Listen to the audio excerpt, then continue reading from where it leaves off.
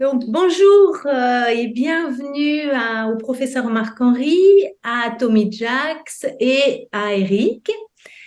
Marc, est-ce que tu pourrais te présenter brièvement, s'il te plaît? Oui, alors bonjour Priscilla, bonjour Tommy, bonjour Eric. Je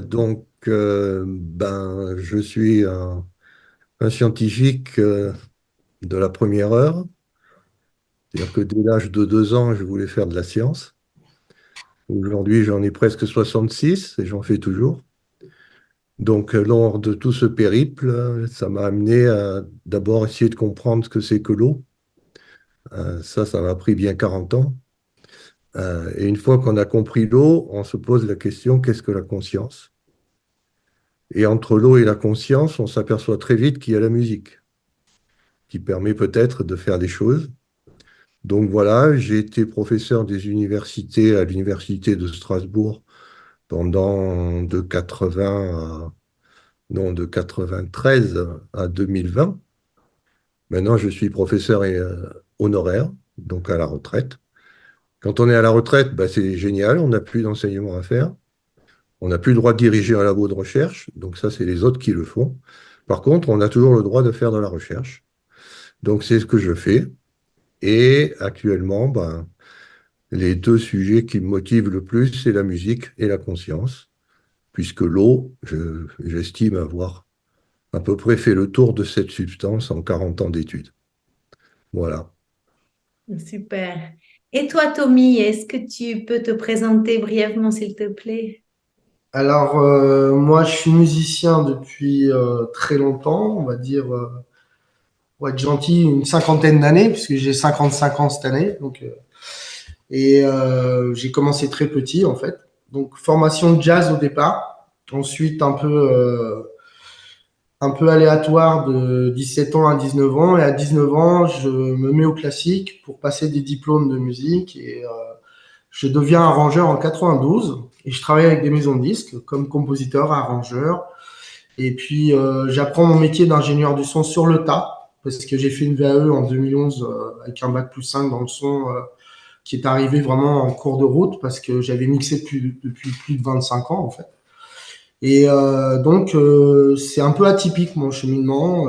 J'ai fait du jazz, du classique, des opéras rock, des fusions rock classiques, un peu tout. Et pendant ce temps-là, comme je faisais beaucoup de synthé analogique, je faisais de la recherche dans les fréquences, dans le son pur de synthèse analogique. J'ai cherché vraiment tout à manipuler les fréquences à partir de formes géométriques, la géométrie sacrée, enfin tout ça. J'ai tout mélangé au début parce que moi, je n'ai aucun bagage de ce côté-là au niveau spirituel et tout ça.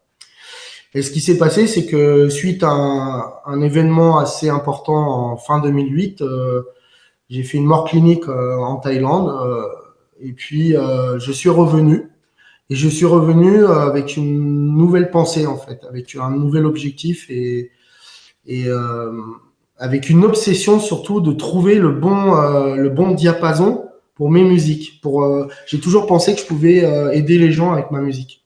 Mais je n'avais pas le bon diapason. Et je suis un des premiers en 2004-2005 sur les réseaux, à l'époque, on postait sur YouTube, à me servir d'un diapason comme le 432 Hz ou autre, mais à tester en fait des choses. Puis j'essayais de voir ce qui se passait. Des fois, je le disais pas aux gens. Je faisais des morceaux en 432, je le disais pas et j'attendais de voir les réactions. Et en fait, voilà, j'ai grandi avec tout ce savoir accumulé. Et puis jusqu'à un certain moment, il y a 2 ans, une belle histoire, mais là, je laisserai expliquer ça, notre rencontre d'il y a 2 ans. Ça a changé à ma rencontre avec Marc-Henri et puis à la découverte du diapason de l'eau en 429,62 Hz. Voilà. Alors, tous les deux, comment vous vous êtes rencontrés et comment cette aventure merveilleuse que tu décris a commencé? Alors en fait, c'est tous les deux, je dirais tous les trois, avec Eric, Ouais. qui est présent au Festival international. Tommy, tous les quatre. Tous les quatre, Et pardon. oui, parce qu'il y avait Priscilla aussi. Oui, c'est vrai, mais euh, pardon, Priscilla, si tu m'excuses. C'est vrai. Donc, tous les quatre, plus Jean et Frédéric Toby, à qui je fais coucou. Car grâce à eux, voilà, j'ai rencontré Marc, qui était l'invité d'honneur et le parrain d'ailleurs de Gojac, hein, Festival international de la musique des plantes. Et puis, ma rencontre extraordinaire avec Eric et avec ses enceintes incroyables, holophoniques. Je savais même pas du tout, j'avais jamais entendu parler de ça avant. Et puis, quand j'ai découvert son matériel ultra professionnel et encore, je pourrais en parler des heures, avec une acoustique incroyable. Et surtout, c'est qu'on peut faire la vraie thérapie avec, et même en hôpital, faire des protocoles professionnels et tout. Quand j'ai découvert ça, je me suis dit, waouh, quelle rencontre, quoi. Enfin des gens qui savent de quoi ils parlent, quoi. Voilà. Et donc entre Marc et Eric, pour moi, ça a été waouh. Et puis Jean, on le cite plus, hein. Jean, c'est un être extraordinaire avec ses plantes et toute sa forêt, là. Mais voilà, ça a été génial et l'aventure commence là, en fait, à Gojac. Ok.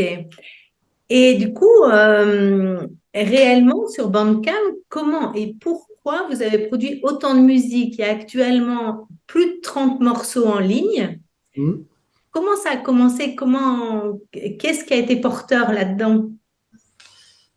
Alors, avant ça, en fait, on a d'abord, je vais peut-être laisser Marc expliquer l'engrais sonore qu'on avait fait pour Jean, enfin pour Marc et Jean. On a créé un engrais sonore à partir de la fréquence de l'eau, donc du diapason de l'eau.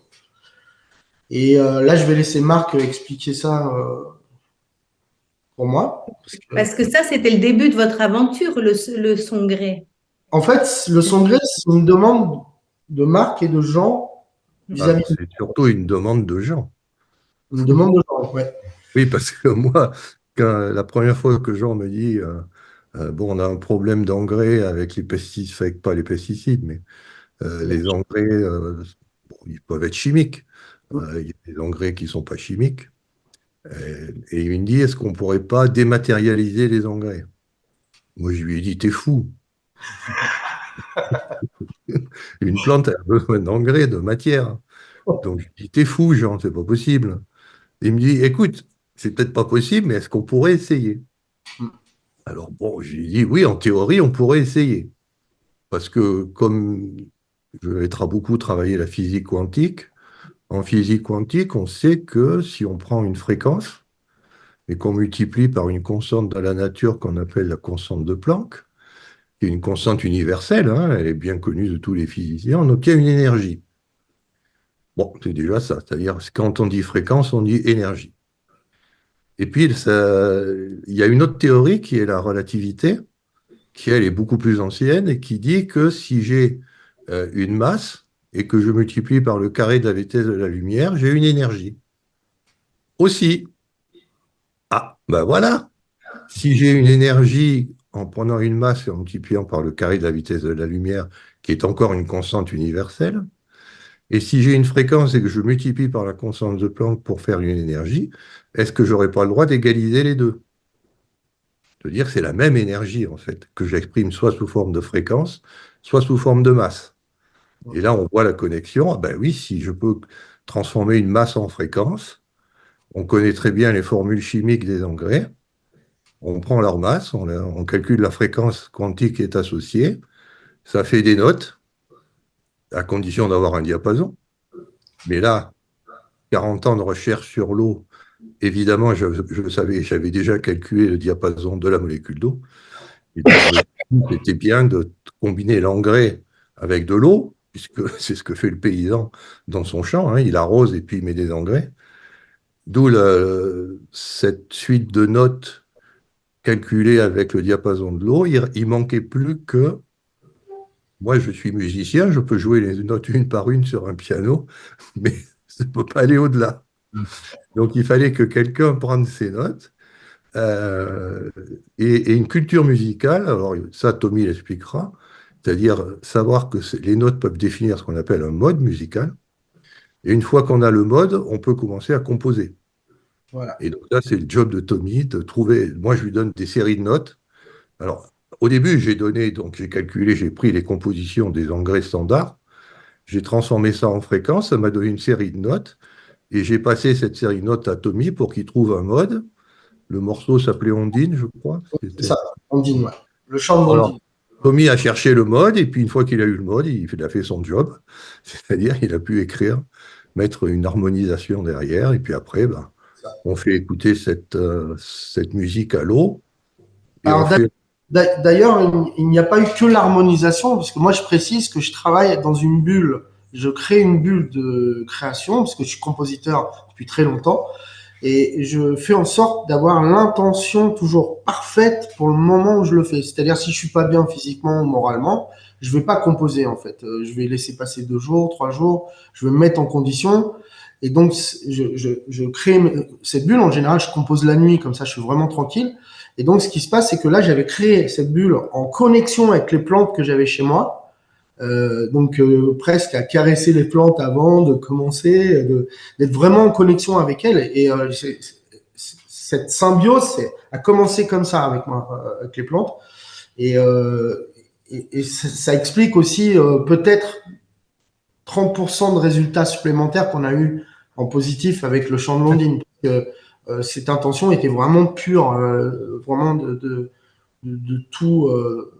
Les choses extérieures étaient coupées, quoi. C'est-à-dire, pas de Voilà. médias, pas de visite, rien, quoi. Ouais, il faut savoir que tout ça, au départ, c'était de la théorie et de Ouais, la musique. Et quand, pour la première fois, Jean a testé et a vu qu'on pouvait avoir d'excellents résultats sans mettre de matière, en prenant juste de l'eau informée par la musique, bah, c'est plus devenu de la théorie, ouais, c'est devenu de la pratique. voilà. Et puis Et après, bah, ça a été le début de la spirale, quoi. c'est ça, c'est qu'en fait, enfin, faut quand même expliquer que après le chant de Londines, moi, je me suis tenté à, comme j'ai découvert qu'en fait, on pouvait très mal mixer la fréquence de l'eau, nous a fait des surprises au niveau technique. D'ailleurs, toi aussi, tu le sais, au niveau console.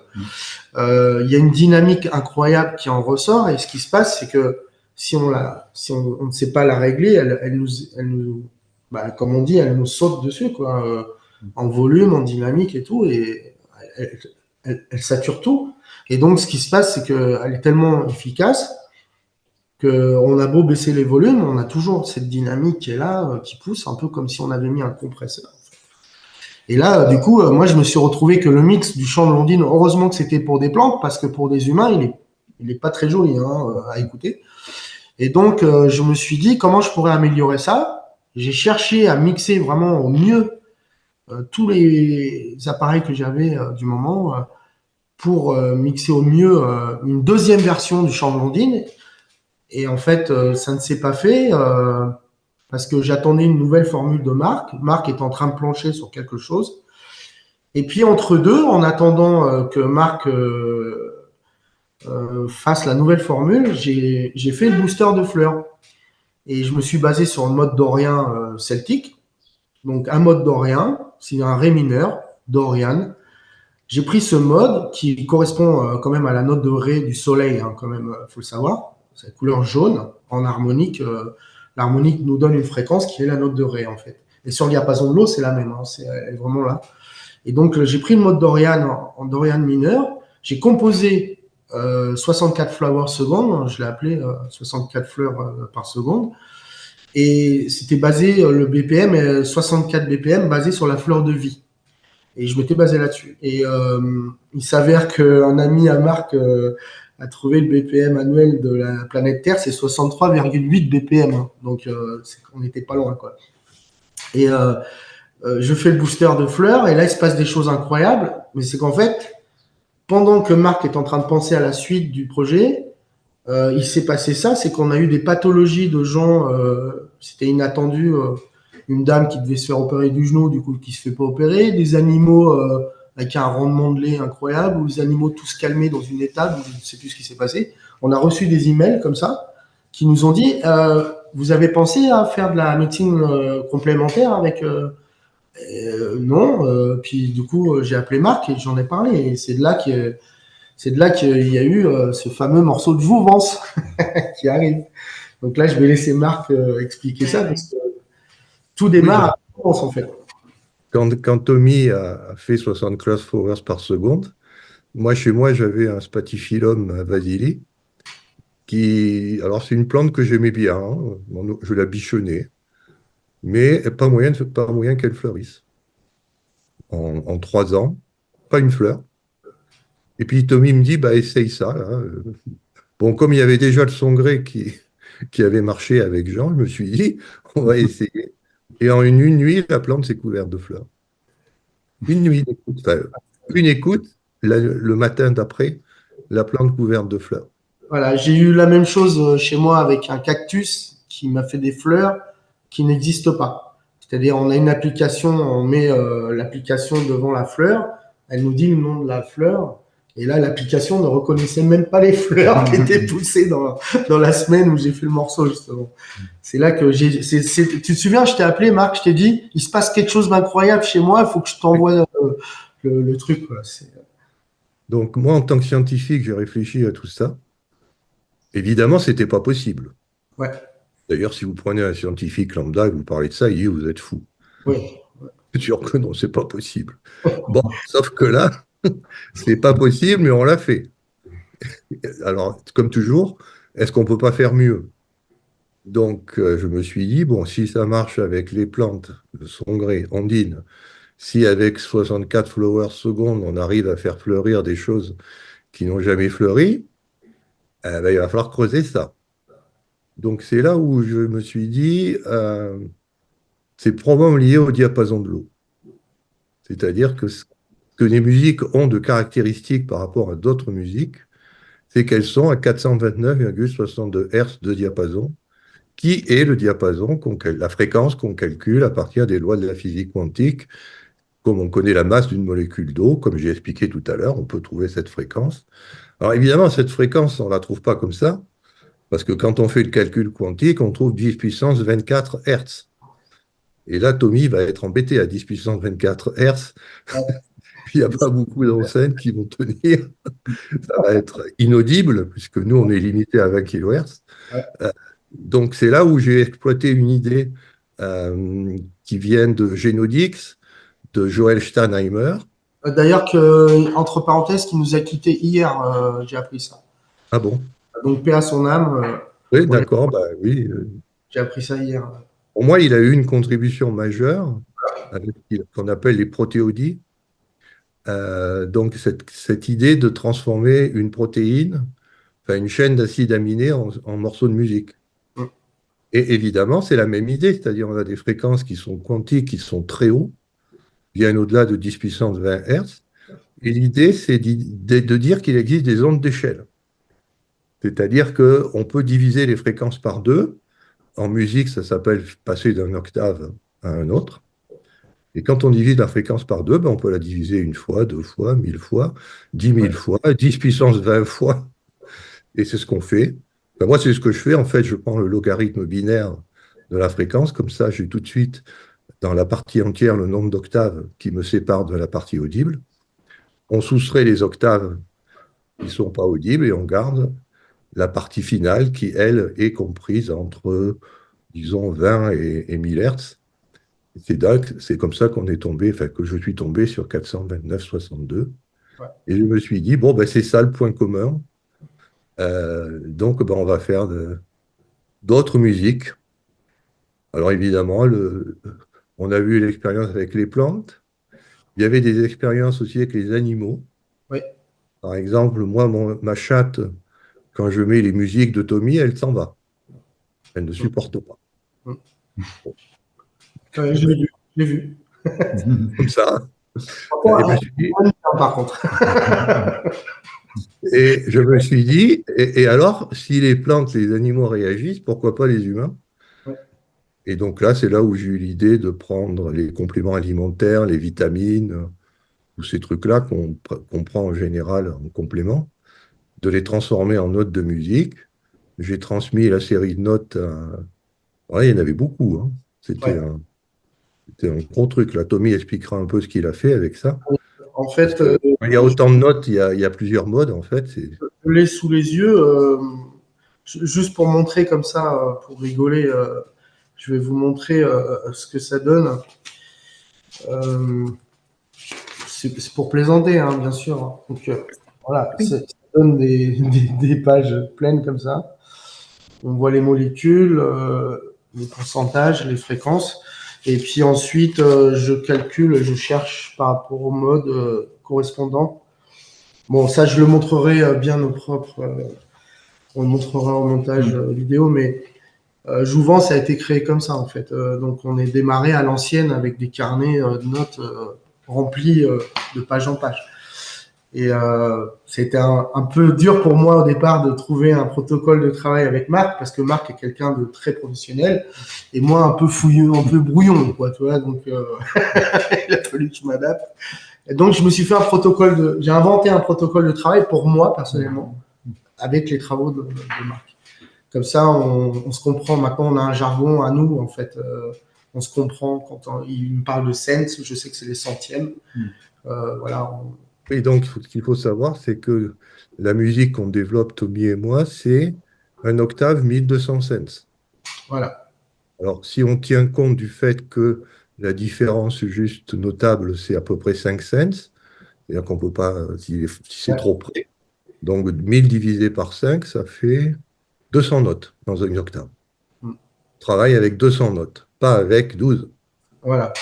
Voilà. Et la fréquence, c'est vraiment, on est à 5 cents près Ouais. pour être sûr qu'on a bien la masse de la molécule qui est concernée. C'est ça. Voilà, et donc.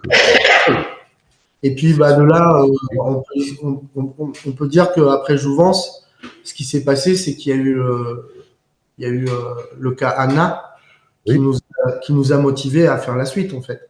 oui, bien sûr. Anna, la fille d'un monsieur qui s'appelle Robert, on va pas dire son nom de famille, on lui fait un coucou et il nous a gentiment fait des retours incroyables. Ce qui nous a motivés vraiment à continuer dans cette voie-là, c'est que cette fille était dans le coma depuis 6 ans et elle a eu des réactions positives, en fait. Donc, on peut dire, comme quelqu'un qui sort d'un coma. Et voilà, et on a été. Des réactions anormales, vu l'état qu'elle est. La médecine ne pouvait pas l'expliquer, en fait. Et donc, du coup, on a établi un protocole avec son papa pour dire voilà, tu prends les enceintes, tu fais comme ci, comme ça, 3 écoutes en arrivant, 3 écoutes en repartant. Et il note tout, il nous fait un rapport toutes les semaines, il est assidu, vraiment sérieux. Tous les dimanches, on reçoit des messages que je transmets à Marc ensuite. Et c'est vraiment ce qui nous a motivés à faire toutes les musiques qu'on a fait après dans ce sens-là. C'est-à-dire, quand on a vu qu'on pouvait aider une petite fille comme Anna à l'hôpital, on s'est dit, bah, on va le multiplier. Parce que l'eau est un bien commun, autant que si elle fait du bien, la résonance de l'eau fait du bien à tout le monde, autant le faire pour tout le monde tout le temps, quoi. Je veux dire, et voilà, on est parti sur cette idée. Et puis Marc, ensuite, a eu plein d'idées. Il a des formules incroyables qui ont été mises en application. Et tout Alors, ça, la clé, c'est quand même. Oui, vas-y, Priscilla. je disais que tout ça, c'est tout ce qu'on retrouve sur Bandcamp, C'est ça. les musiques. C'est ça. Et oui. Il y a 4 volumes maintenant, en fait. Il y a 3 volumes que Marc a nommés eau. C'est l'eau morphogénique, en fait, à 97% et 96%. Non, pardon, 97 mol. Et on a 3 volumes. Et dedans, j'ai inclus un album piano sur la fréquence de l'eau qui s'appelle La de l'eau. Voilà. Je n'ai pas été bien loin chercher les titres. Ce dont vous avez parlé et expliqué, c'était surtout sur Jouvence, qui reprend beaucoup de compléments alimentaires, enfin que beaucoup de personnes prennent en complément alimentaire et que là, avec la musique, on peut recevoir l'information à l'intérieur de notre corps par l'eau qu'on a à l'intérieur, dans les résonances. Et dans ce cas-là, quelle est la différence entre Jouvence sur la fréquence de l'eau et le solfeggio sur les fréquences sacrées? Marc, je vais te laisser développer sur le solfeggio. Alors, sur le solfeggio, bon, moi, je suis aussi musicien, je ne suis pas que scientifique. Bon, bien, niveau bien inférieur à Tommy, mais je connais quand même la musique, le Oui. solfège. Et surtout, je me suis beaucoup intéressé au diapason parce que en tant que scientifique, ce que j'avais appris sur le diapason, c'est qu'il n'était pas important.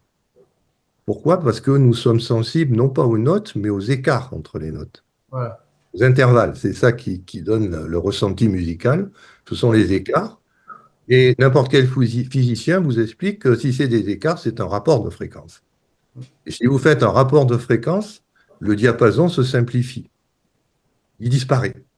D'où l'idée que vous pouvez faire de la musique à n'importe quel diapason. Ce n'est pas important.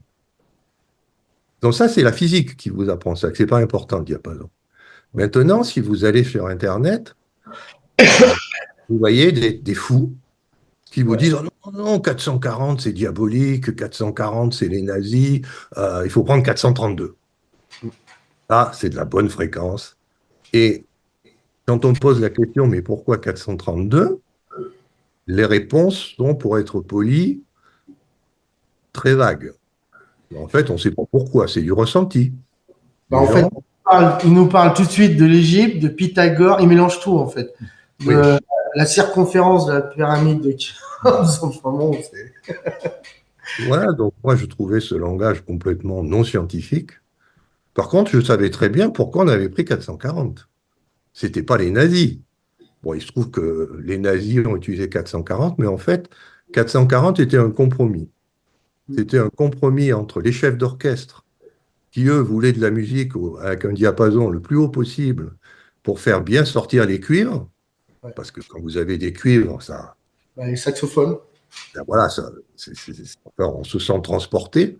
Donc c'est pour ça qu'un chef d'orchestre, lui, il veut monter le diapason. Par contre, le chanteur, lui, les cordes vocales, elles ne supportent pas. Tout à fait. Et quand un chef d'orchestre vous lui imposez un diapason de 462 Hz, les sopranes, vous les oubliez. Elles ne peuvent simplement plus chanter.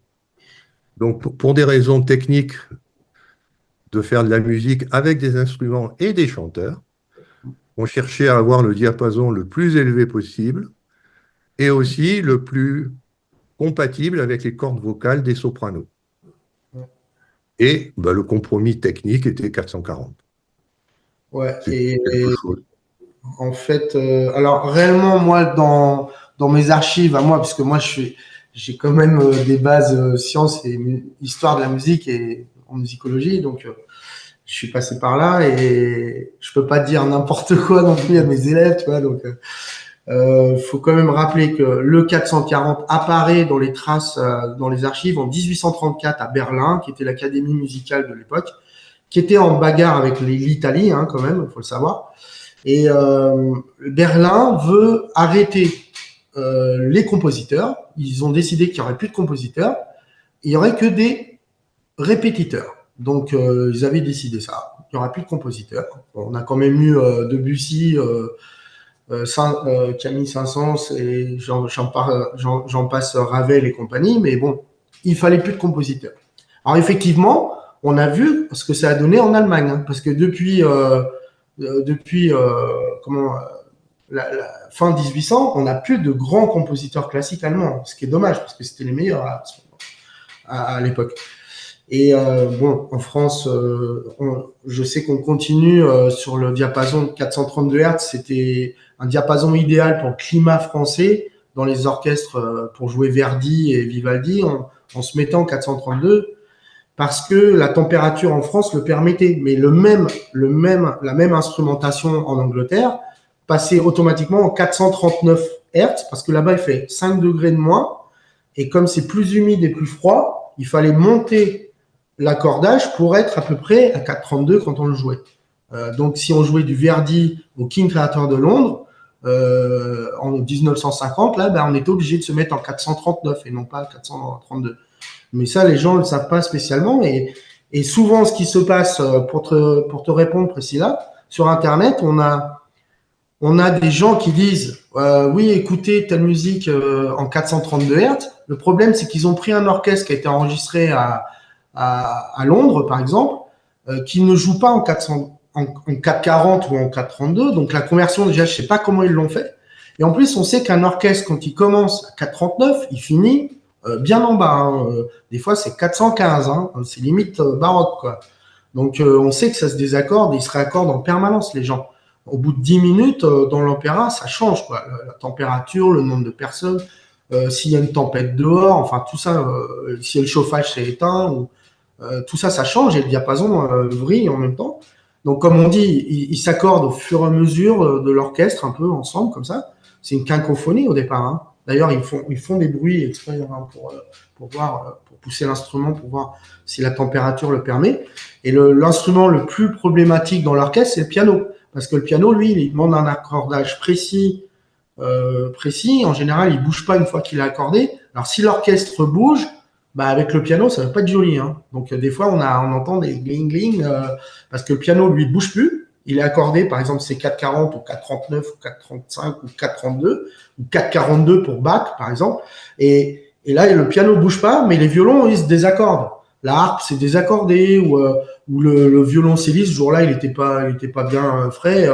Il a joué un peu à côté, quoi, tu vois. Et donc, du coup, tous ces écarts font que l'orchestre, c'est très joli d'ailleurs, quand on écoute un orchestre qui est bien équilibré, mais des fois, c'est très faux. Et malheureusement, ces gens donc, qui ne savent pas sur Internet, qui ne prennent pas ça en considération, prennent un orchestre qui est déjà un peu faux au départ.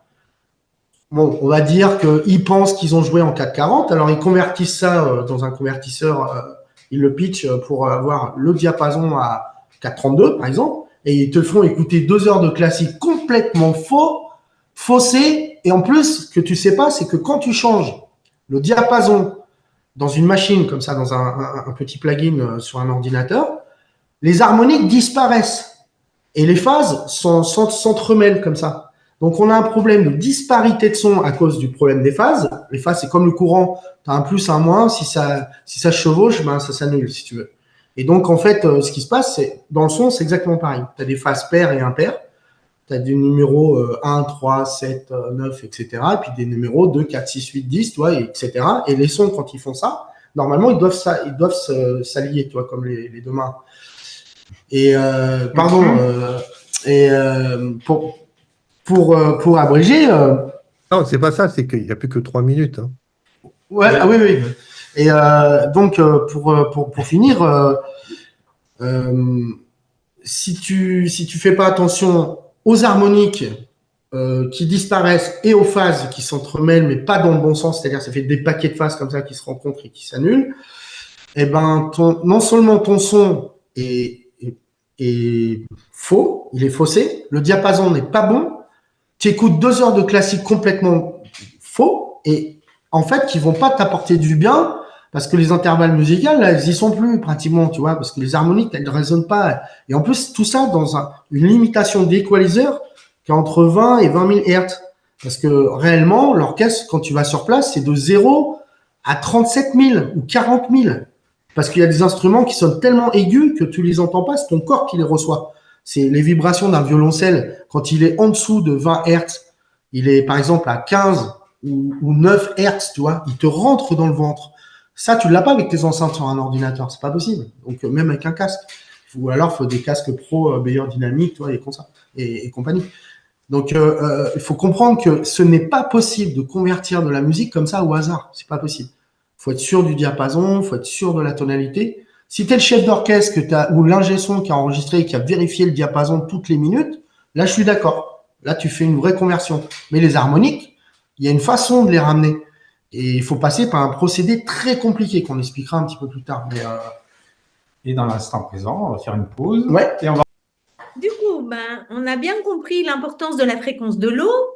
Et comment ça se passe? Est-ce que vous avez abordé les grands classiques sur la fréquence de l'eau? Ben là, il va répondre. Alors, à la demande de Marc, j'ai fait le premier classique dans le souci d'être sur le diapason de l'eau, Pachelbel. Donc les canons de Pachelbel en Ré majeur. Alors j'ai fait 2 versions. J'ai fait une version qui était non compressée, incompressée en wave, avec l'orchestration respectée telle quelle qu'il aurait été fait à l'origine, avec un clavecin, des violons, enfin ça. Et donc j'ai réorchestré ça.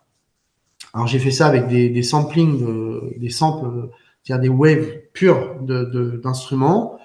Et j'ai orchestré comme un arrangeur le ferait avec un ordinateur et un synthétiseur. Et puis, on a eu des retours très bénéfiques d'un côté, et malheureusement, pour les gens qui avaient des acouphènes, c'était très agressif parce que j'avais mixé vraiment loin dans les aigus. J'avais bien dépassé les 20 000 Hertz, j'étais à 34 000 Hertz, un truc comme ça. Et donc, les gens qui ont des acouphènes, le problème, c'est que quand tu augmentes les aigus, même s'ils ont du mal à les entendre, ça sature dans leurs appareils. Donc, on a refait une version Siro, on l'a appelée, c'est la version limitée à 20 000 Hertz. Donc, même pas, j'ai été en dessous. Je crois que j'ai limité à 18 000. J'ai mis un limiteur d'équalisation qui est la version 2 et qui est beaucoup plus gentille, on va dire. Mais par contre, elle est très agréable à écouter. Si on parle de bien-être ou de relaxation, c'est celle-ci qu'il faut écouter. Mais l'autre, elle est meilleure si on veut avoir des résultats sur les animaux, sur éventuellement une médecine complémentaire.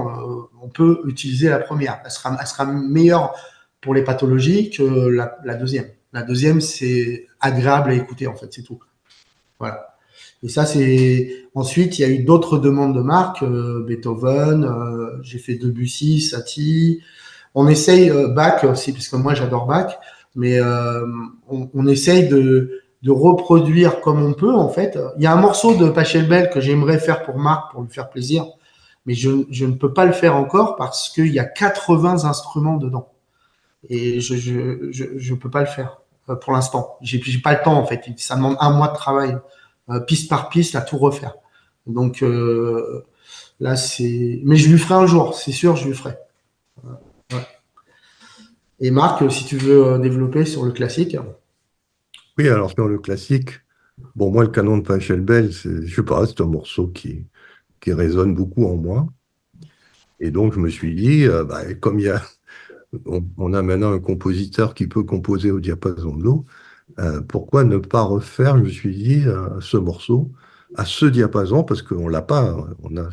Il doit être en 432 Hz, je pense, de diapason, en Ouais. 440. Et comme Tommy l'a expliqué, souvent on dit une valeur de diapason, mais en fait, c'est assez Ouais. louche. Ouais. Donc là, pour être sûr d'avoir ce morceau à 429,62, et j'étais simplement curieux.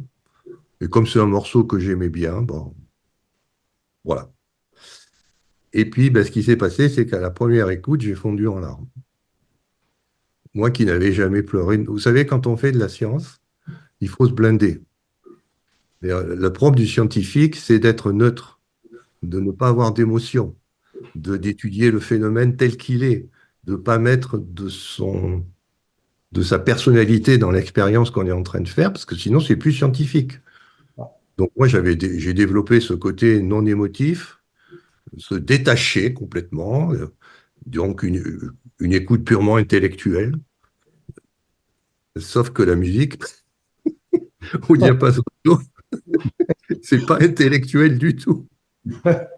Et je me suis retrouvé comme un idiot à pleurer toutes les larmes de mon corps, alors que je voulais pas pleurer. Donc c'est là où j'ai compris que ce diapason de l'eau faisait quelque chose. Et c'était pas simplement un calcul artificiel. On touche avec cette fréquence quelque chose de très profond. Et moi, je le savais bien, puisqu'en effet, une femme, c'est 97% d'eau, un homme, c'est 96% en nombre de molécules. Donc, évidemment, composé avec un diapason qui est basé sur la fréquence de l'eau, et une fréquence qui n'est plus une fréquence arbitraire. Elle est fixée par la masse de la molécule d'eau. Ça ne pouvait faire que des choses intéressantes. Voilà, donc, ben, Alors moi, j'ai pleuré sur la première version, Ouais.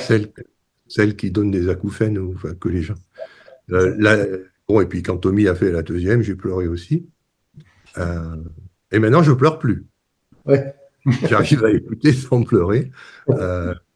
Mais par contre, ce que me suis aperçu, c'est que maintenant, dans la vie de tous les jours, des fois, je pleure pour rien. C'est-à-dire qu'un truc complètement anodin, je me mets à pleurer. Alors qu'avant, ça ne m'arrivait pas du tout. Donc, visiblement, cette écoute a débloqué quelque chose chez moi, ce Ah qui fait que ouais. maintenant, je suis beaucoup plus émotif, beaucoup plus à l'écoute de choses qu'avant j'aurais trouvé comme étant négligeables et sans intérêt. Mm. Et surtout, alors ce qui me touche beaucoup, bah, c'est le cas d'Anna, quoi. Je veux dire, Ouais. chaque fois que Tommy me transmet la lettre de Robert, donc le papa d'Anna, à chaque fois, je tombe en larmes, quoi, de Ouais. voir cette jeune fille que la médecine condamnait et qui réagit à cette musique. Ça, c'est quelque chose qui, pour moi, est fantastique, quoi. Tu C'est le pourrais, plus. tu pourrais parler du deuxième cas en Italie. Et alors, je suis allé à fin novembre. J'ai été invité à Venise. Bon, parce que comme je suis quand même un petit peu connu dans le monde de la science et de l'eau, euh, on m'a demandé d'être parrain d'un mouvement qui s'appelle SUMUS, qui a été fondé par Hélène Molinari. Et l'idée, c'est de défendre les valeurs féminines qui sont souvent malmenées dans les médias. Donc voilà, on me dit, il faut venir à Venise et puis on va faire des choses. Alors bon, moi j'y vais. J'avais prévu une conférence sur les valeurs masculines et féminines qui est très bien passée. Et puis il y avait à ce congrès-là, c'était fin novembre, il y avait un très grand violoniste qui organise des concerts depuis 40 ans. Et on est à côté, à table, on discute.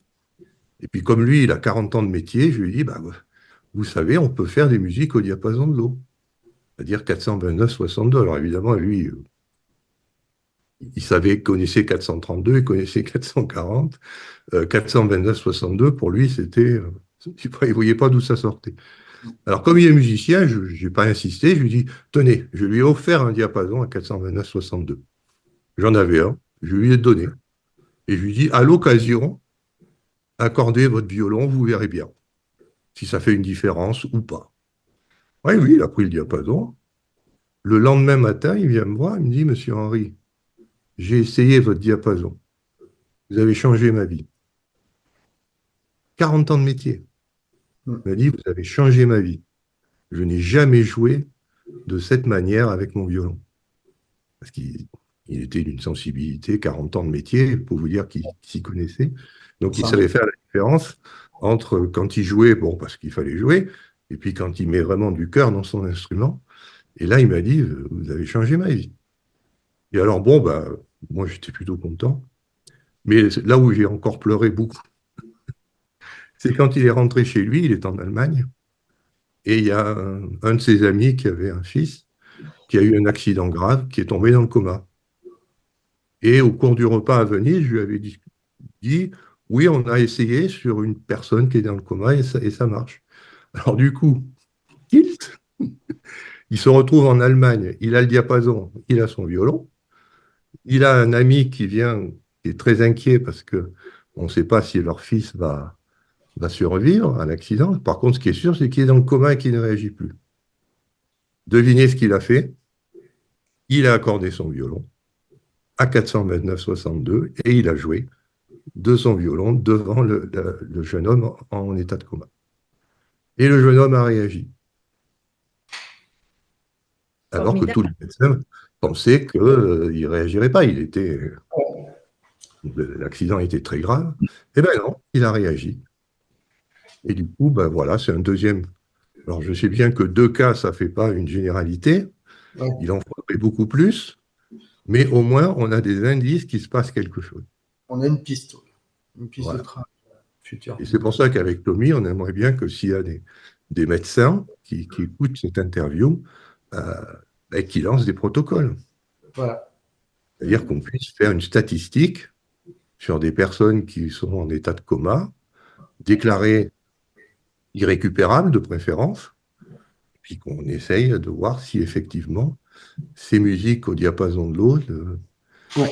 Et comme je disais, là on rejoint les enceintes holophoniques d'Eric. Il y a une chose à savoir, le violon en fréquence, on sait qu'il atteint des hautes fréquences bien au-delà que l'oreille humaine puisse entendre. Et ce qui se passe, c'est que ces fréquences, elles sont récupérées par la stature osseuse. Tout ce que l'oreille n'entend pas, la colonne vertébrale, la stature osseuse du corps le reçoit. Et donc, on est en vibration. Donc, si c'est un violoncelle, ça va se passer dans les basses, un peu comme les vagues de la mer, de 1 à 4 Hertz, tu vois. Et puis, si c'est un violon, alto, ça, on va monter très haut dans les aigus, un peu dans le chant des oiseaux. Hein. Et donc, peut-être pas aussi haut, mais pas loin. Et donc, en fait, ce qui se passe, c'est que les enceintes holophoniques, elles, sont capables de partir de 0 à 40 000 Hertz maximum. Mais au-delà de 20 000 Hertz, l'oreille ne prenant plus le son, c'est le corps qui le reçoit. Et là, en plus, vous avez un système de toupie. Donc, j'aimerais bien que tu en parles un peu aussi, Eric, des enceintes. Alors, ce qu'on appelle la toupie, c'est un campanoïde qui va réceptionner aussi bien les aigus que les médiums. Et autour de ce campanoïde, on va créer ce qu'on appelle une bille de son. Et cette bille de son, elle va éclater en points. Et à partir de ce point-là, tout est possible. C'est pour ça que si on envoie du 20 000 Hertz, qui est le plus fréquent, sur cette toupie, sur le campanoïde, grâce à ce point qui éclate et qui va venir se rencontrer avec les autres points qui sont diffusés par ces deux satellites, là, on va pouvoir développer les harmoniques grâce au fait qu'on monte dans la fréquence. Donc, avec du 20 000, il n'est pas rare d'arriver à 30, 32, 35. Et si on envoie dans ces enceintes un son qui est mixé par Tommy à 35 000 Hertz, par exemple, on peut monter bien au-delà, 40, 45 000 Hertz. D'accord. Tout est possible à partir de ce point-là. Après, il y a différentes façons de les disposer, ces enceintes-là, où en écoute de confort, on les dispose dans la pièce. On est à côté de l'enceinte, on est à côté du musicien, on est loin des enceintes, on est loin du musicien. Il faut préciser que Marc en a une paire chez lui. Tout à fait. Il a une paire d'enceintes holophoniques que moi j'ai vu chez Marc, qui marche très très bien d'ailleurs, et c'est incroyable quoi, parce qu'il n'a pas besoin de monter beaucoup le son, il a un son diffus dans toute sa maison. Quoi. Alors si on les positionne à hauteur d'épaule et à longueur de bras, du coup on va rééquilibrer l'oreille interne et on va réactiver ce qu'on appelle la troisième oreille, qui est le petit os à la base du crâne, qui va donner l'information au corps via l'ossature et donner l'information à toutes les cellules par ce biais-là. D'accord. Donc, on a un confort d'écoute grâce justement aux harmoniques de son. On a une meilleure appréciation de l'écoute grâce aux harmoniques de son. Et en fait, en thérapie, tu fais aussi avec 2 petites enceintes, tu mets la personne au centre, ou tu mets la tête du patient au centre, c'est ça? Tout à fait. Donc là, c'est longueur de bras à hauteur d'épaule. Ouais. Voilà. Donc ça, c'est la version écoute. Alors thérapie. Oui, on peut parler de thérapie, mais non, en médecine complémentaire. Voilà, en médecine complémentaire. Donc du coup, là, on va dire que c'est la position idéale pour l'utiliser en médecine complémentaire. D'accord. Donc, ça rentre dans le protocole de cette manière. Voilà, donc si par exemple quelqu'un est alité comme quelqu'un qui est dans le coma à l'hôpital, on pourrait faire un protocole de chaque côté du lit. De chaque côté du lit, monter ses enceintes et diffuser avec un nombre d'écoutes aléatoire comme on fait pour Anna par exemple. Là où effectivement il faut rentrer dans le protocole. Voilà. Donc on peut être aussi bien assis que couché. Là, voilà, c'est ça. Il n'y a aucun problème. Ah, ok. Ouais. Donc là, avis aux médecins, comme tu disais, Marc, hein, aux professeurs. Je sais qu'il y a des chercheurs en ce moment qui travaillent sur la musique pour les enfants et les bébés pour améliorer le développement du cerveau. D'ailleurs, des enfants qui sont atteints d'autisme ou ce genre d'handicap de naissance, je sais que ça marche. La musique aide vraiment à développer. Et avec la fréquence de l'eau, on a, nous, physiquement parlant, je vais laisser Marc expliquer ensuite la découverte qui a été faite, mais au fur et à mesure de nos travaux. Et en fait, ce qui se passe, c'est que on sait qu'on a un apport d'information du son supplémentaire de 2 octaves quand même par rapport à tous les autres diapasons, parce qu'on a testé tous les autres diapasons en même temps de nos travaux. C'est-à-dire, je me suis permis de transposer Pachelbel, par exemple, parce qu'on savait que les protéodies, on avait Victor Prévost, d'ailleurs, à qui on fait un coucou, qui est un champion du monde dans les protéodies aujourd'hui, génodique, qui nous a confirmé que oui, Pachelbel, les protéodies sont sont incroyables parce que elles réaniment les acides aminés, c'est ça, hein, si je ne me trompe pas. Et ce qui se passe, c'est que avec le diapason de l'eau, on en a 2 supplémentaires, il me semble, hein, ou 4, je sais plus. Mais on a quelque chose de plus. Et donc, maintenant que nous, on sait ça, j'ai perdu un peu le fil de ce que je voulais dire, mais parce que j'ai parlé de Victor, en fait, je me suis perdu. Mais ce que je voulais dire, c'était voilà, pour mettre voilà, un protocole en route avec vos enceintes. Ce qui est chouette, c'est de savoir que si on prend le bon morceau, le bon diapason et ses enceintes, et que moi je mixe effectivement au-delà de 20 000, parce que je vais souvent à 34 000 ou 37 000 Hertz, et je démarre à 0 et non pas à 20 Hertz, parce que j'ai toujours pensé que les sub-basses étaient importantes, enfin presque les infrasons, enfin, là j'irai pas jusque-là, mais je pense que on peut mettre des protocoles vraiment sérieux en route. Et moi, je demande que ça, c'est que des professionnels de la santé se penchent sur ce phénomène pour éventuellement aider à améliorer, comme on dit, le bien-être des patients. Tu vois.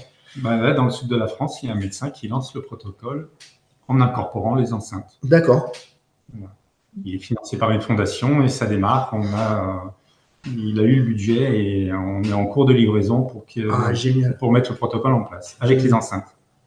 D'accord. C'est super. Bon, moi, je rajouterais que, comme on a parlé de Genodix, évidemment, tout le travail de Joël Steinheimer était fait en 440. Ouais. Donc là, suite à nos travaux, on a discuté avec Genodix et évidemment, ils sont en train de se poser la question. Ils ont déjà de bons résultats sur l'agriculture. Ouais. Qu'est-ce qui se passerait si ils avaient les mêmes musiques, mais en 440, en 429-62 Hz de diapason? Donc là, il y aura aussi de la recherche, non seulement en médecine, mais en agriculture. Ouais, et entre guillemets, je sais pas si c'est top secret, mais on va pas redire le nom, mais j'avais envoyé une piste du booster de fleurs quand on l'avait fait à Victor, et Victor m'a dit qu'il y avait des résultats incroyables avec. Donc il l'a testé en même temps que les autres. Hein. Donc, Ah, mais ce que je veux dire, c'est que même si on a du mal à motiver des médecins, des professionnels de la santé humaine, les agriculteurs, eux, ils vont y aller. Donc, ouais. et on va faire des protocoles très stricts avec des plantes. Donc, de toute façon, ça se fera. Ok. Et par rapport à vos travaux, justement, est-ce que vous pouvez expliquer comment ça se passe entre vous deux, par exemple, au niveau des aquaporines? Est-ce que vous pouvez expliquer un petit peu la relation et ce qui s'est passé par rapport à ça dans votre travail de coopération tous les deux? Alors, aquaporine, c'est un morceau très spécifique parce que il y avait un protocole de fabrication, enfin de composition, qui était dangereux pour moi. C'est-à-dire, comme Marc m'envoie la formule, me dit attention, Tommy, c'est une hydratation des cellules. Donc, c'est hydratation cellulaire, en fait. Je vais préciser. Attends, Tommy, je précise et je te redonne la parole après. Ouais.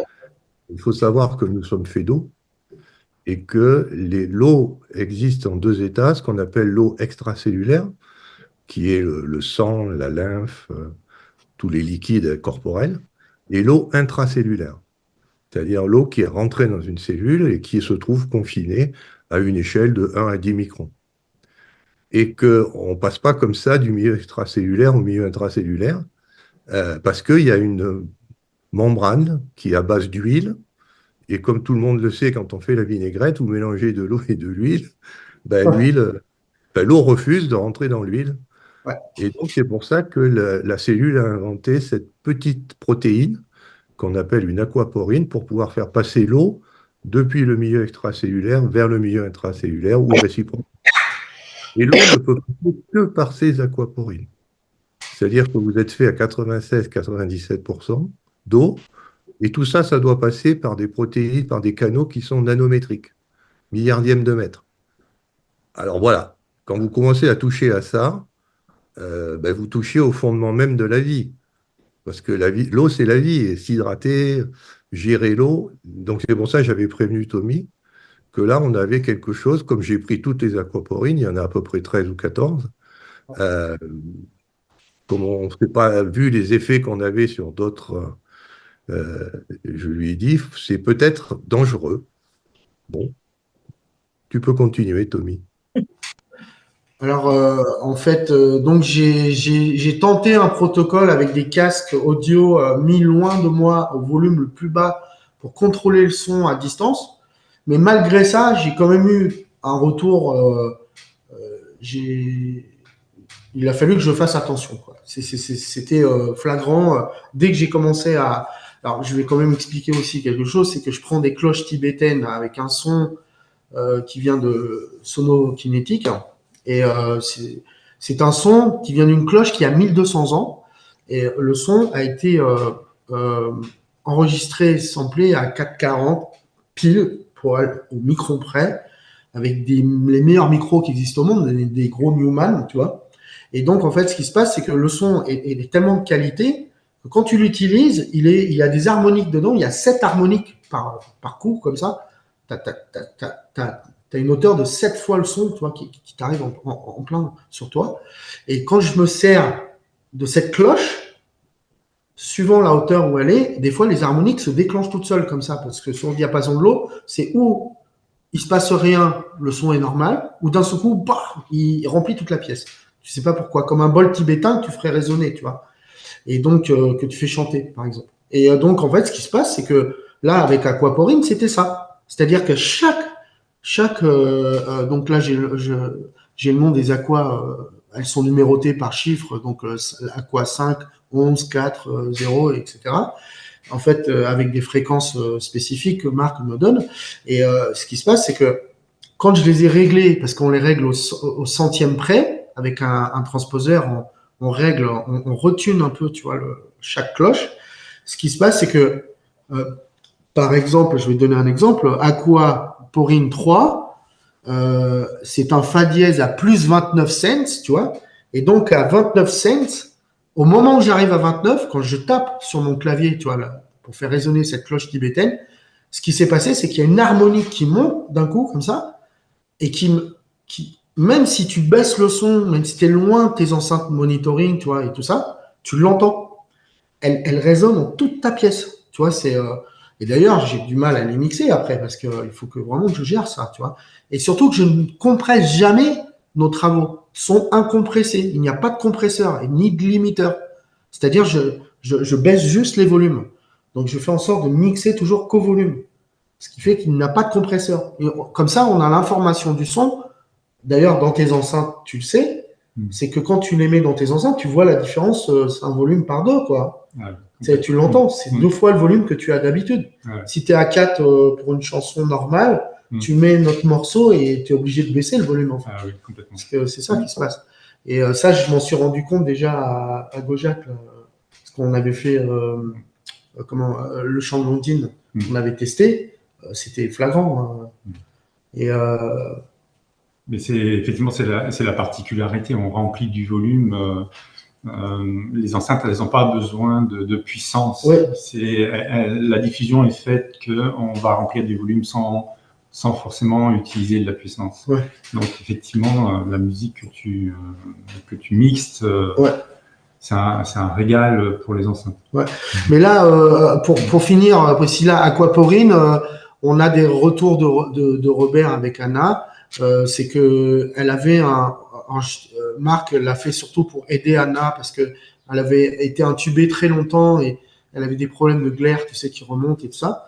Et comme maintenant elle fait ses nuits, elle arrive à dormir comme une fille normale, hein, on va dire.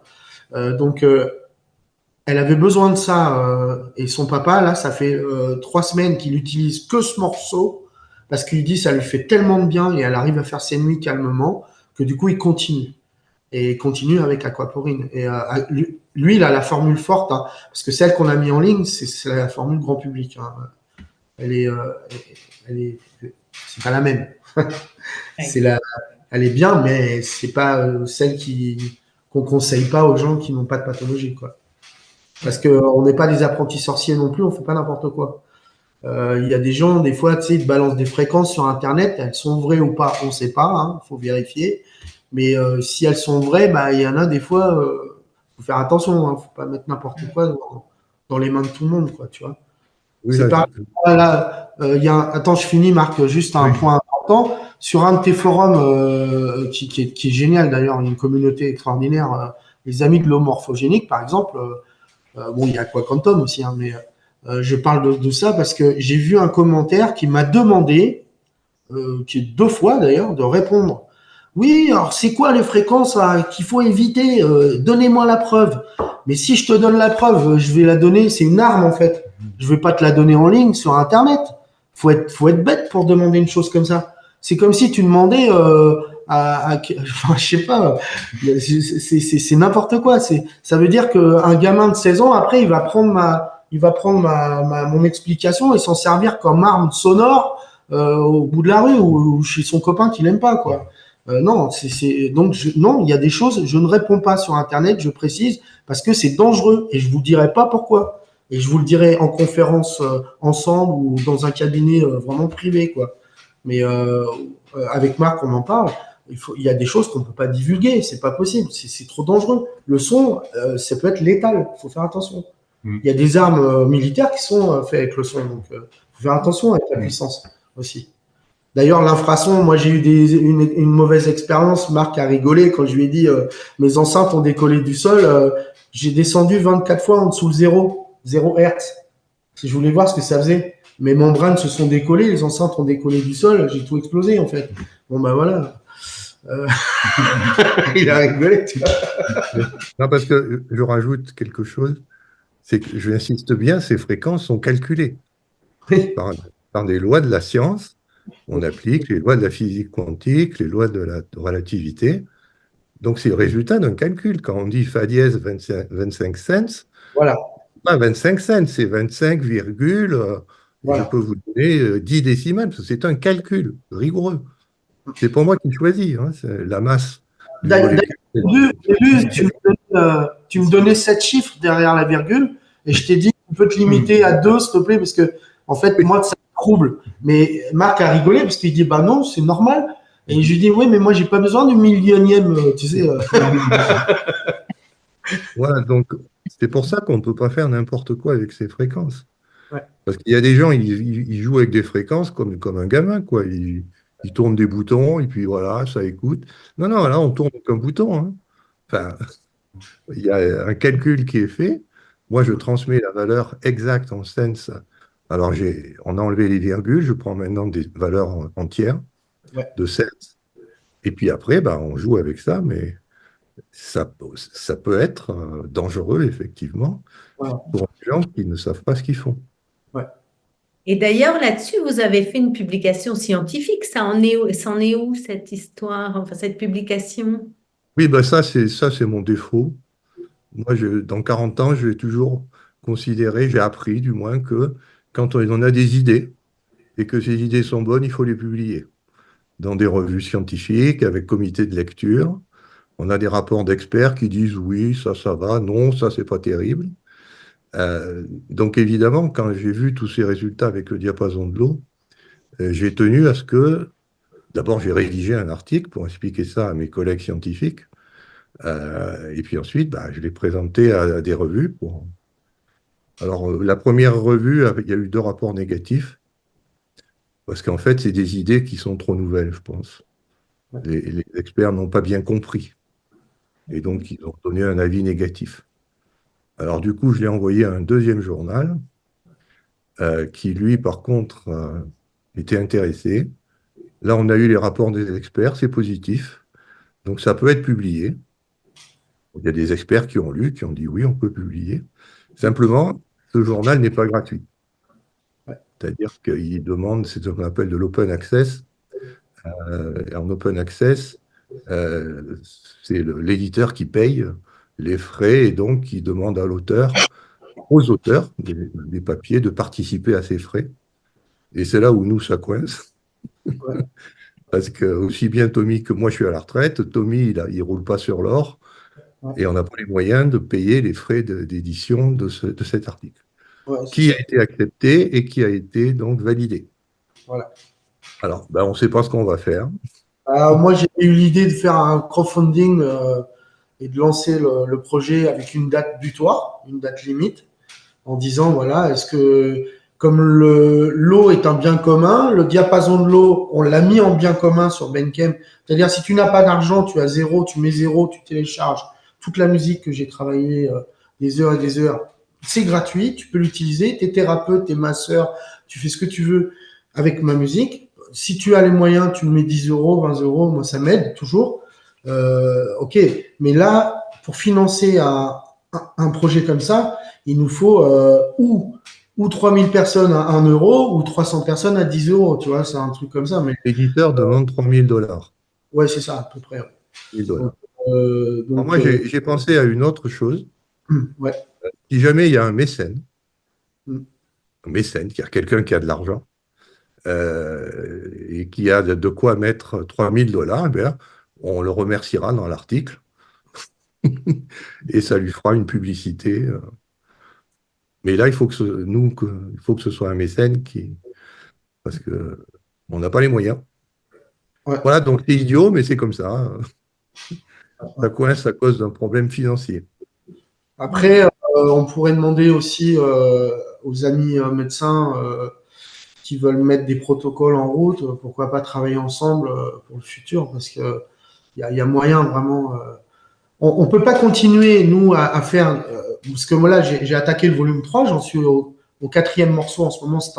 C'est top secret, là, je ne dois pas en parler, Marc, je ne veux pas que j'en parle. Celui-là, il est vraiment particulier. Voilà, je n'en parlerai pas aujourd'hui, mais je travaille dessus. Bon, j'ai encore une bonne semaine de travail dessus, je te le dis. Mais dans une semaine, on va le mettre en ligne. Ça fera le quatrième morceau accessible à tout le monde, quand même, en plus conséquent celui-ci.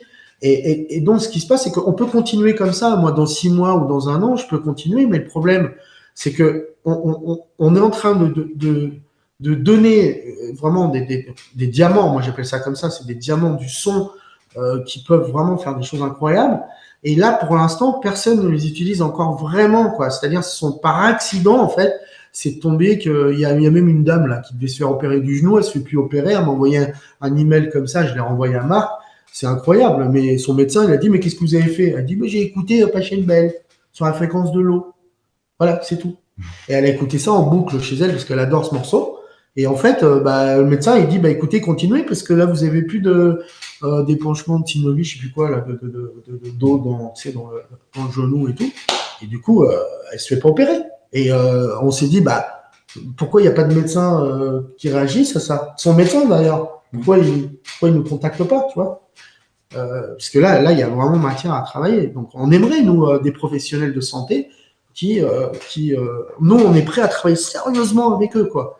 Mais vraiment, moi, je donne, d'ailleurs, il faut que j'explique quand même que à côté, je fais de l'alimentaire, je suis peintre avec ma femme. On fait de la peinture à 4 mains. Je finance ma musique avec ça. Pour l'instant, ça se passe comme ça, mais c'est pas évident.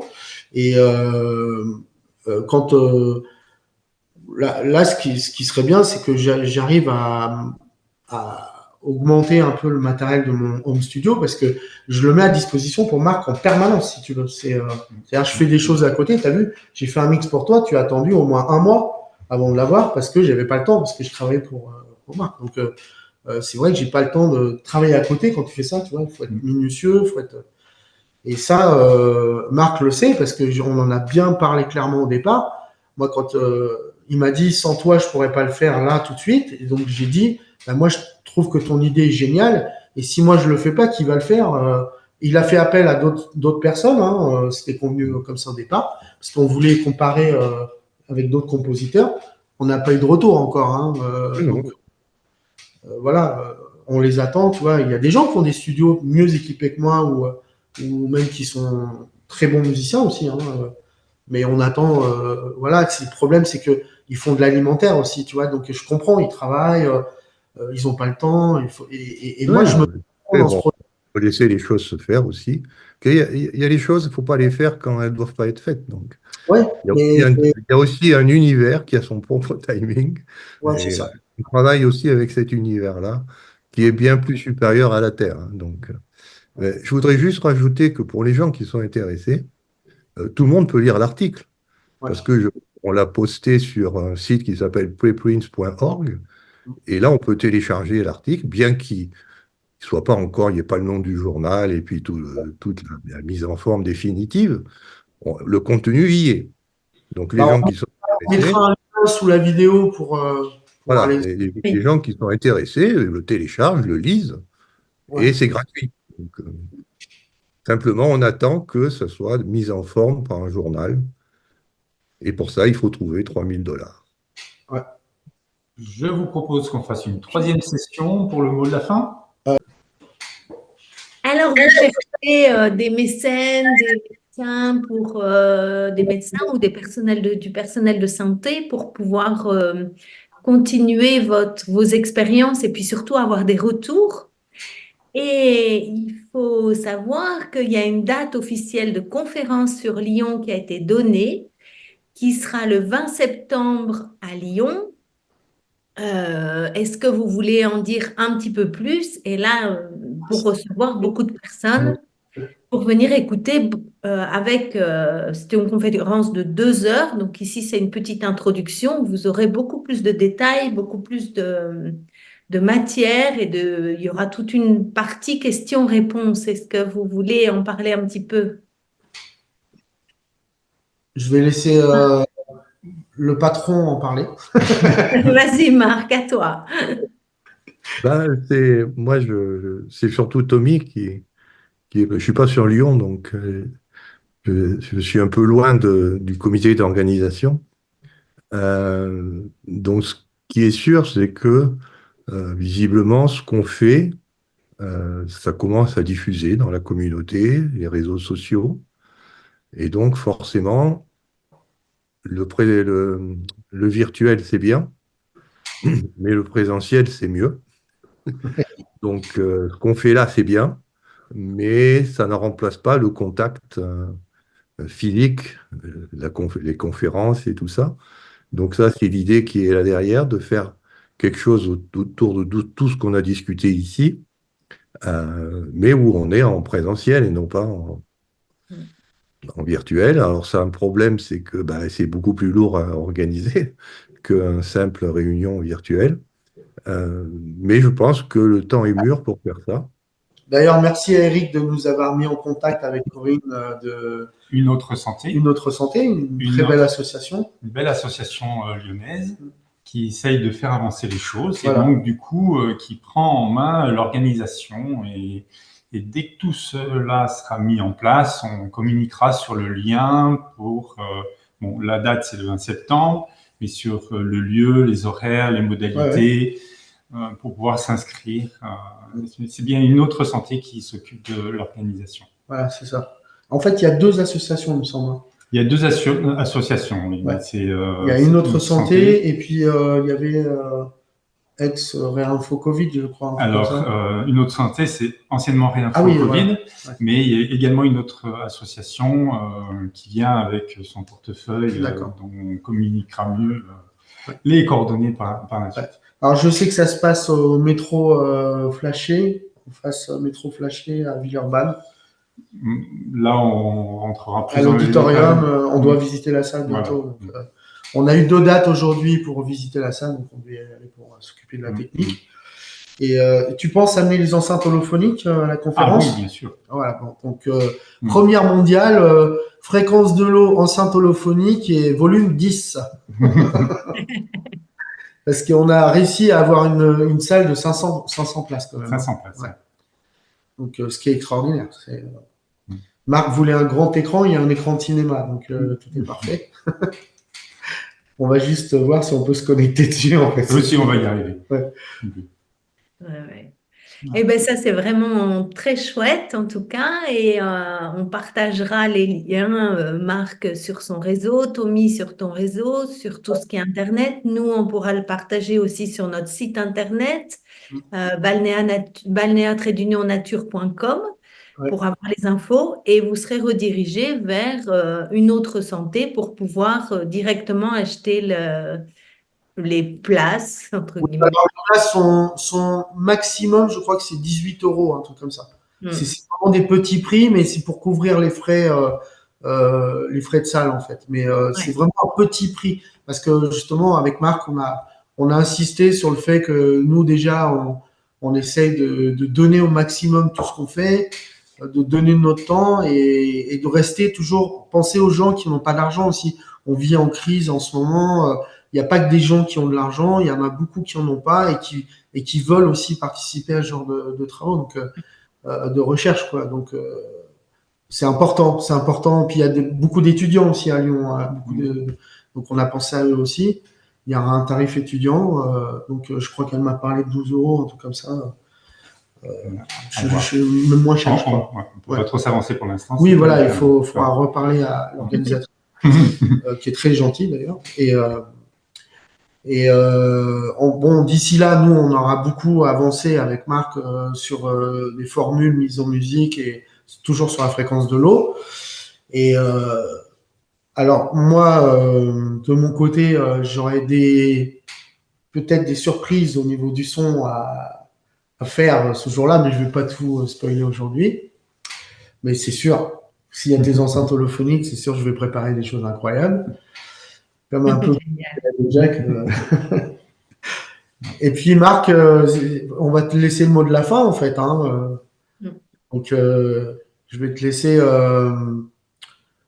Clôturer. clôturer et demander éventuellement ce que tu attends de cette conférence ou les gens qui vont venir, enfin, comme tu veux. Oui. Donc actuellement, ce qui a été fait, c'est que dès que vous avez une masse, on peut transformer cette masse en fréquence. Et cette fréquence, via le diapason de l'eau, va donner une note de musique à un sens près, c'est-à-dire via un calcul rigoureux. J'ai aussi développé, on a commencé ça avec Tommy, avec Swing of the Big Blue, où là, il n'y a pas de masse. Ouais. On n'est pas parti de masse, on est parti de longueur d'onde. Alors, je ne vais pas tout expliquer parce que ça prendrait trop de temps, mais l'idée, c'est que si vous avez une longueur et non pas une masse, là, on n'a pas besoin de la constante de Planck. On utilise seulement la vitesse de la lumière. On divise la vitesse de la lumière par la longueur et on a une fréquence. Et de nouveau, cette fréquence, avec le diapason de l'eau, va donner une note.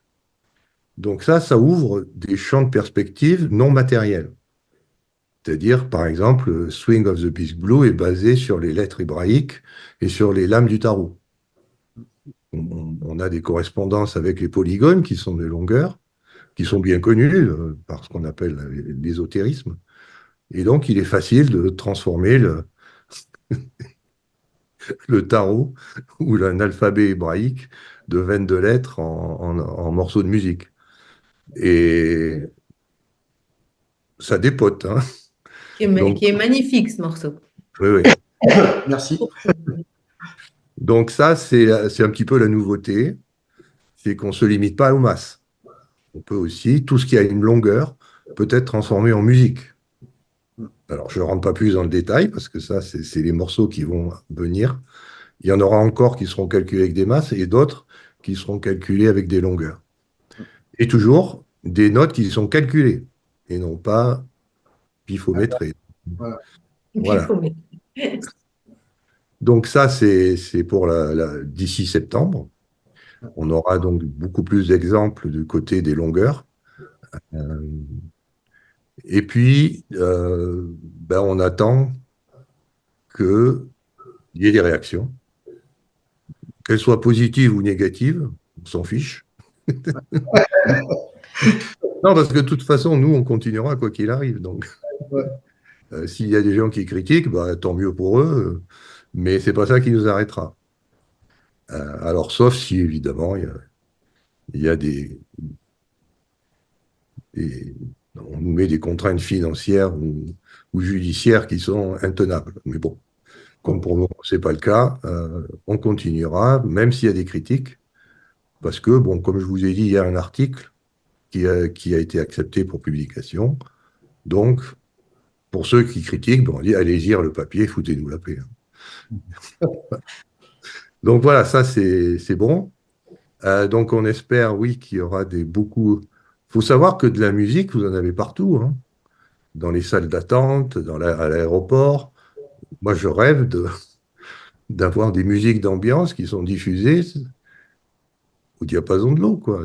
C'est pas, ce serait pas, Chez- techniquement, c'est pas impossible.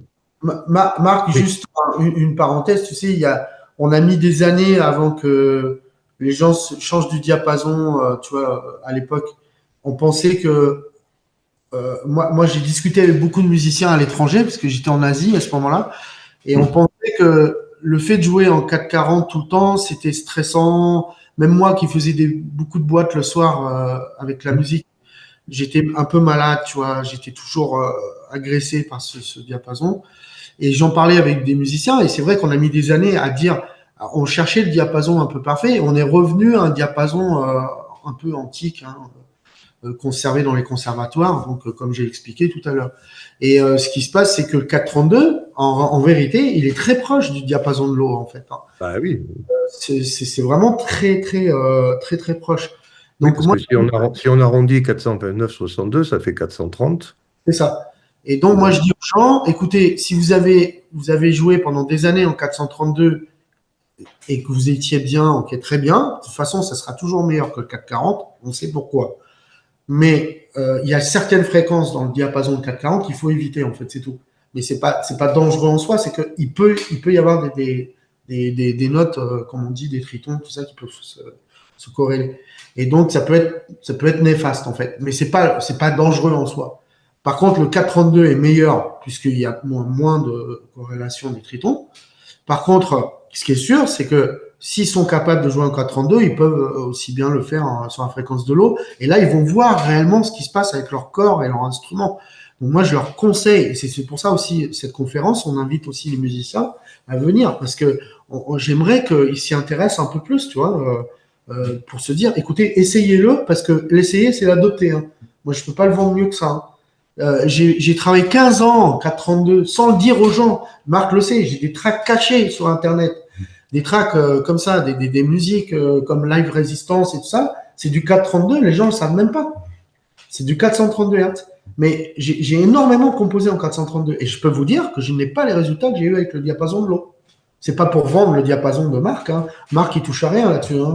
Donc, je, voilà, donc il y a un vendeur de diapason qui vend le diapason de Marc, c'est tant mieux pour lui, mais Marc, lui, il a rien là-dessus, hein. Donc moi, je vous le dis, c'est pas pour vendre du diapason, hein. On rassure les gens, quoi. Par contre, tu pourrais expliquer pourquoi le diapason de l'eau, quand on le met à côté du pichet d'eau, ça change le métabolisme de l'eau, ça change le goût. ah ben, ça fait partie de ce qu'on appelle la recherche à développer. Ouais, Euh, Si déjà on arrive à voir des gens qui réagissent, déjà, indépendamment de tout, la physique nous apprend que on ne devrait pas être sensible au diapason, ok.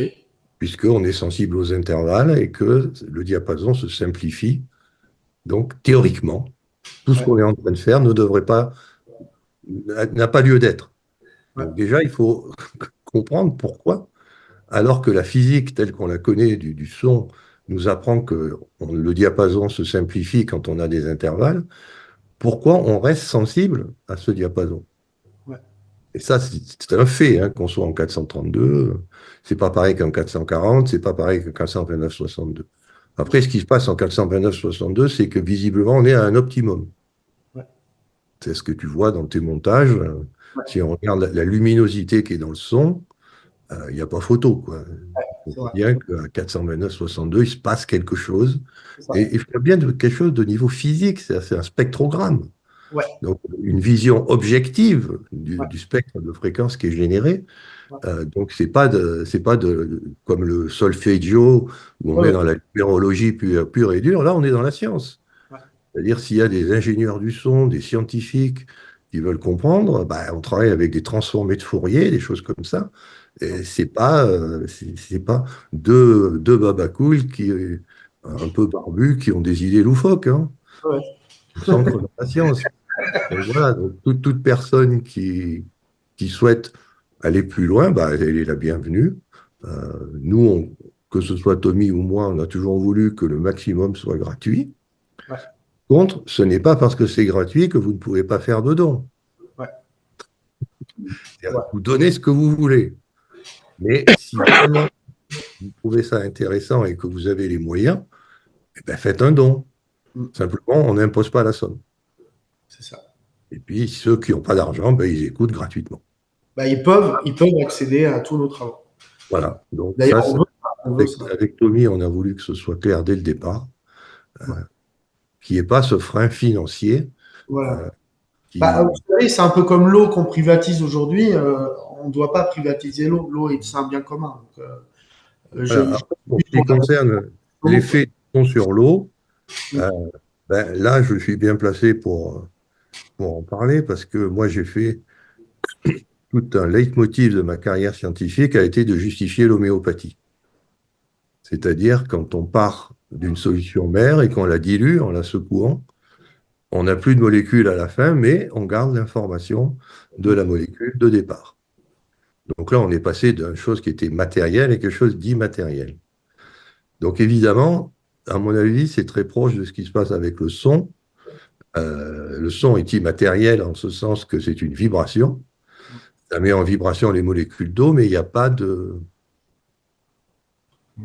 une molécule quoi, qui est derrière, une molécule physique. C'est une vibration sonore. Donc, comme on sait qu'il y a tout un domaine, là on ne peut pas en parler aujourd'hui parce que ça nous amènerait trop loin, qu'on appelle la dynamisation de l'eau, on sait qu'on peut changer le goût de l'eau en faisant des actions immatérielles sur l'eau. Par exemple, en la mettant sur un son ou sur des choses un peu olé olé, peu importe. Le goût de l'eau change. C'est la première façon qu'on a de mettre en évidence qu'il s'est passé quelque chose. C'est-à-dire, on prend la même eau, on la coupe en deux parties, une qu'on traite par un procédé X, Y, Z, l'autre qu'on ne traite pas, et après, on voit que ça a changé de goût. Et dans ces procédés de dynamisation, il y a du son. Donc, je pense que le fait qu'on soit au diapason de l'eau ne peut que renforcer cet effet-là. Mais ça, c'est pareil, il faut faire des recherches pour voir jusqu'où on peut aller dans ce domaine-là. Mais ça, c'est sûr. Et pour moi, alors, comme toujours, je suis scientifique, je ne crois pas aux contes de fées. Ces effets qu'on a non matériels sur l'eau sont tous interprétables avec ce qu'on appelle la théorie des domaines de cohérence. J'ai développé dans les années 2000 pour expliquer l'homéopathie, c'est-à-dire que l'eau n'a pas de structure. Et là, je tiens bien à le préciser, tous les gens qui parlent d'eau structurée, vous êtes des escrocs. L'eau n'a aucune structure. Et heureusement, parce que si elle avait une structure, on n'aurait aucun effet. C'est parce qu'elle n'a pas de structure que grâce aux lois du chaos et de la physique quantique, ça s'appelle de l'auto-assemblage, de l'auto-organisation, on peut, à partir de quelque chose qui est chaotique, faire émerger une information temporelle qui, elle, a du sens. Mais ça se passe dans le temps. Ça ne se passe pas. C'est pour ça que évitez de parler de structuration de l'eau. Ou alors, moi je vois rouge. Parce que l'eau liquide, ce qui a une structure, c'est la glace. L'eau solide a une structure, ça c'est clair. L'eau liquide n'en a aucune sur le plan spatial. Par contre, elle peut avoir une structure temporelle. C'est quoi une structure temporelle? Ben, c'est une musique. Voilà, donc l'eau a sa propre musique intérieure. On peut interagir avec cette musique intérieure et évidemment, ça change le goût. Donc on a aussi la physique pour expliquer ce qui se passe. Mais là encore, il faut faire que plus de gens se mettent à cette physique et qu'on arrête de parler de structuration de l'eau. Moi, je préfère qu'on parle de dynamisation de l'eau.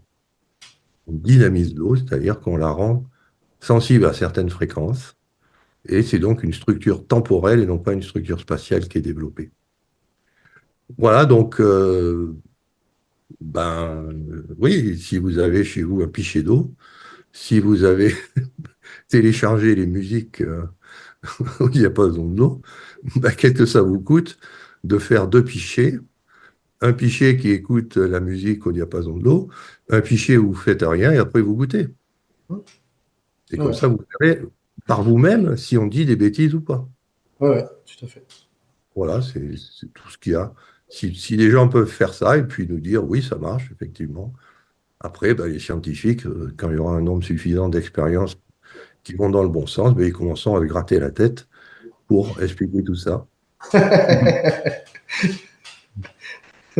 Voilà, donc je peux dire en conclusion, n'hésitez pas à utiliser ces fréquences, enfin ces musiques plutôt.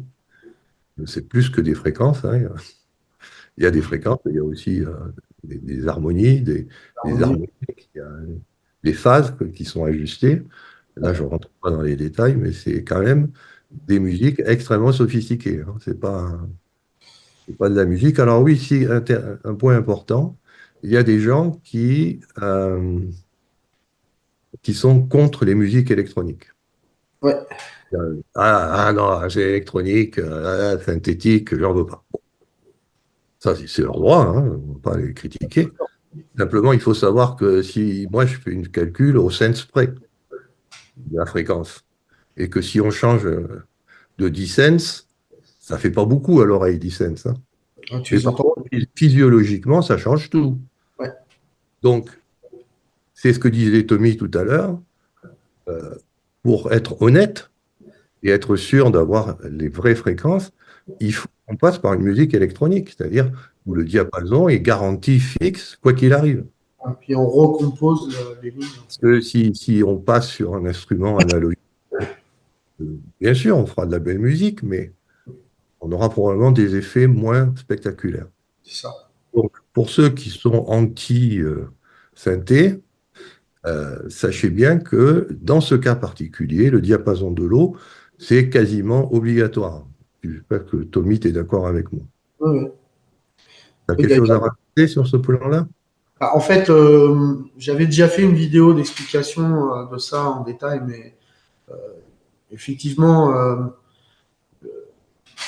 le seul moyen pour moi aujourd'hui d'être scientifiquement parlant véritable ou véridique, comme on dit, véridique par rapport à Marc, c'est de recomposer ligne par ligne et de rejouer avec les sons comme on veut les appliquer sur un classique, par exemple.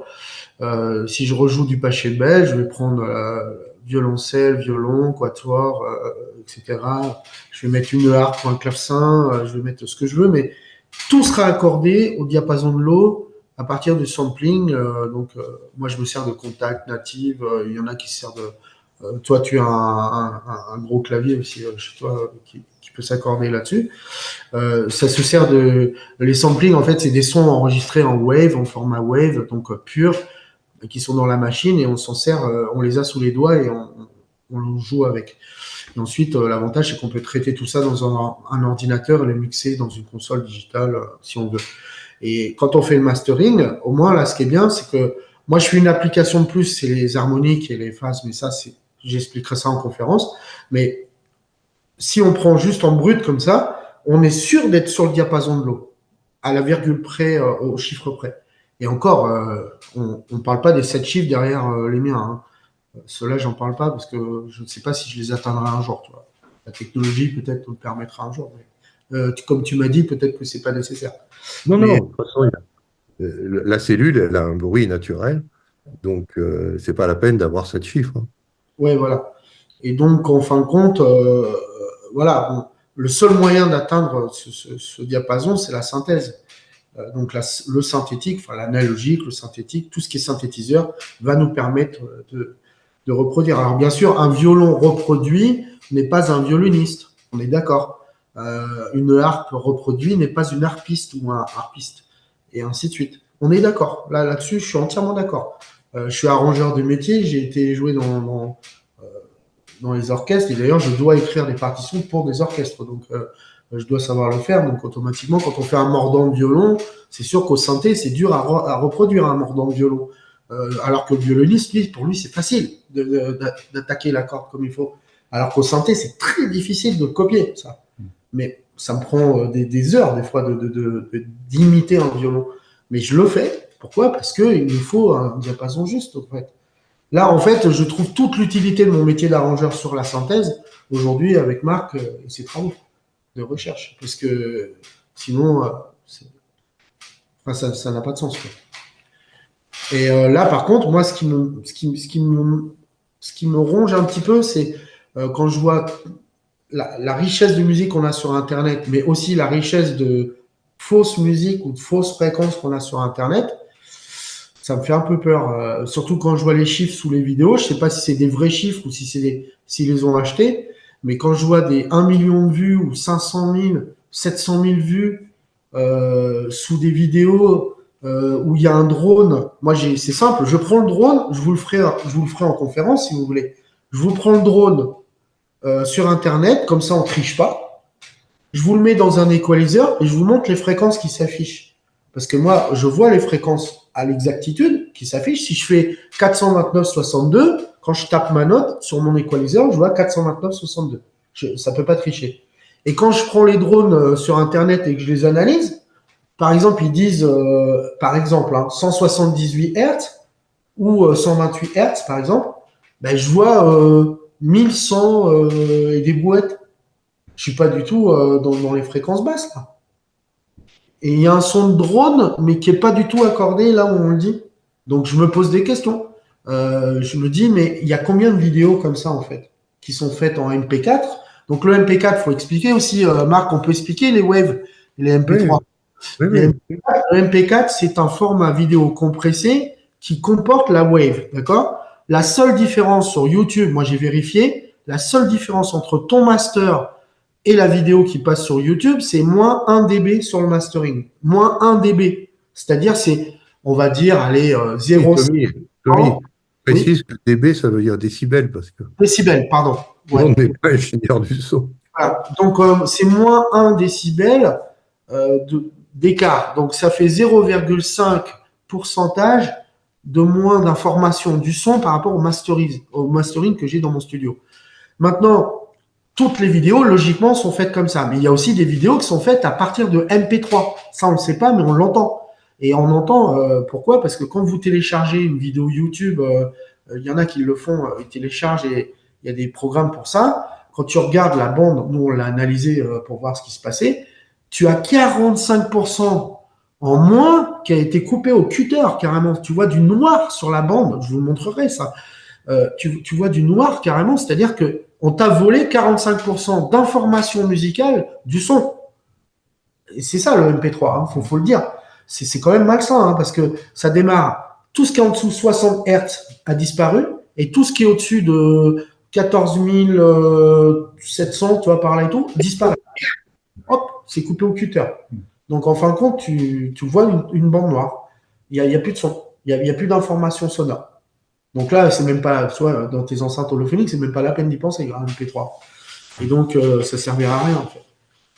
Et c'est pour ça que c'est important, le format Wave est très important, qu'il soit en 16 bits, 24 bits, ça je vous expliquerai ce qui se passe, mais ça n'a pas d'importance. Si tu veux 16 bits, c'est très bien aussi, c'est le format CD, donc c'est très bien. Alors pourquoi 24 bits c'est mieux? Parce que vous vous souvenez des cassettes, tout le monde a eu des cassettes dans notre génération. Une cassette, c'est 22 bits, d'accord? Donc vous savez que c'est mieux que le CD. Voilà, comme ça, c'est clair. La cassette audio qu'on mettait dans nos voitures, c'est 22 bits, d'accord? Le moindre petit poste Philips, Pioneer ou quoi qu'on avait là, on mettait nos cassettes, c'est 22 bits linéaires dans nos oreilles. C'est pour ça que le son est agréable quand on écoute du vintage des années 70-80, parce que le son était riche en fait. Et donc, ce qui s'est passé, c'est qu'avec les CD, on s'est limité à 16 bits à cause du format du CD. On n'a pas le choix, en fait. C'est une question de technique. Mais aujourd'hui, sur Internet, on peut mettre nos masters en 24 bits. Et c'est ce qu'on fait, nous. On les met en 24 bits et en plus en 48K, c'est-à-dire haute qualité, quoi. Parce que 48K stéréo, ça fait 96, je sais pas si vous vous rendez compte, quoi. 48 millions de kilobytes seconde, quoi. Tu vois, vous vous rendez compte tous les points que ça fait du son, quoi. Tu vois, c'est incroyable. Mais moi, je suis content que la technologie nous permette de faire ça aujourd'hui en streaming sur Internet. Et donc, Bandcamp, je les ai contactés pour avoir la fiche technique de la bande passante de Bandcamp. C'est moins 0,74 décibels. Donc, c'est encore mieux que YouTube. YouTube, c'est moins 1 dB, moins 1 décibel.